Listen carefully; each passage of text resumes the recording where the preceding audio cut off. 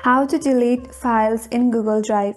Hi everyone, this is Kate here and I'm back with new tutorial, and on today's video I'm going to show you how you can delete files in your Google Drive. So without any further ado, let's get started with our video.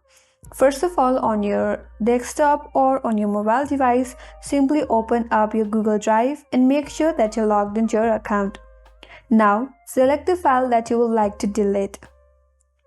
On your desktop, click on three-dot icon. Now from this pop-up box, click on Move to Trash.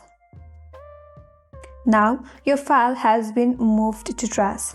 The file is not deleted yet. Now in order to delete the file, again head over to the left hand side of this screen.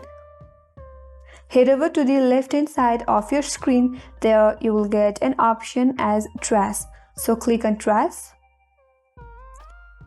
Here you will get to see the file that you have recently deleted or recently moved to the trash. Now in order to delete permanently, we have to delete the file from here as well. In order to do so, again click on three-dot icon, then click on Delete Forever. Again click on Delete Forever, and with that your file gets deleted.